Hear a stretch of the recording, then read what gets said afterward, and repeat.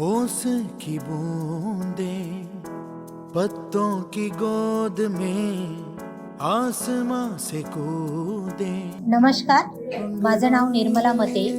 मी special educator आहे आणि ह्या संस्थेत मला 15 वर्ष झाली आहे. ह्या क्षेत्रातील मुलांसंदर्भात आमचा 2 वर्षाचा डिप्लोमा झाला असून एवढ्या वर्षाच्या अनुभवानंतर या मुलांना कसे शिकवावे किंवा त्यांच्या काय समस्या आहेत आणि त्या कशा सोडवाव्या हे आम्ही डेली मधून नेहमीच शिकत असतो.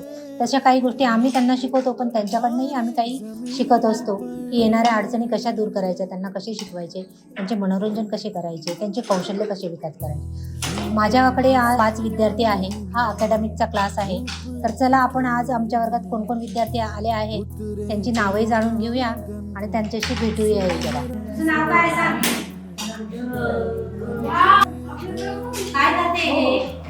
सॉर्टिंग ऍक्टिव्हिटी करते की नाही? नमस्ते कर. नमस्ते. तुझं नाव सांग.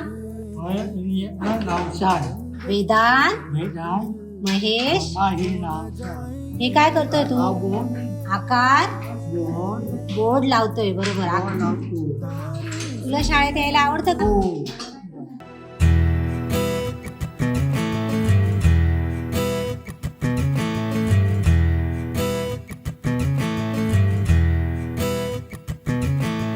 खोलो खोलो दरवाजे पर्दे करो किनारे, खूटे से बंदी है हवा मिल के छुड़ाओ सारे।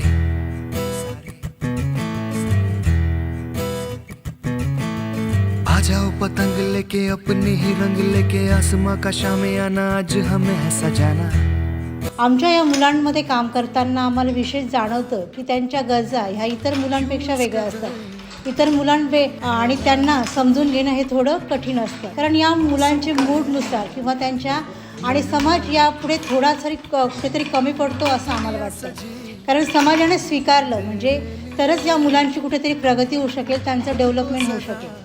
आणि प्रत्येक घरात ज्यावेळी आईवडील आपल्या मुलाला स्वीकारून समाजात त्यांना कसं वावरायचं किंवा समाजाने कसं स्वीकारलं पाहिजे याविषयी जर प्रचार केला नाही तर या मुलांचं डेव्हलपमेंट होणं तसं कठीण असतं.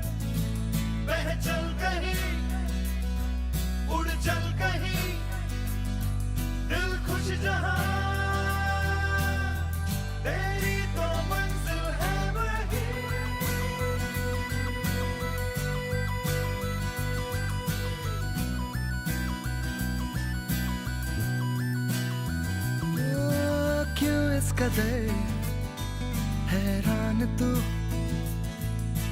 जर समाजाने त्यांना आपल्याच मधला एक घटक समजला आणि त्यांच्या गरजा समजून त्यांच्याशी जर आपली वागणूक केली तर यांच्यामध्ये डेव्हलप नक्कीच चांगल्या प्रकारे होऊ शकते. आणि हे पण एक समाजाचा आपला घटक म्हणून आपलं जीवन हे अधिक चांगल्या प्रकारे जगू शकतात.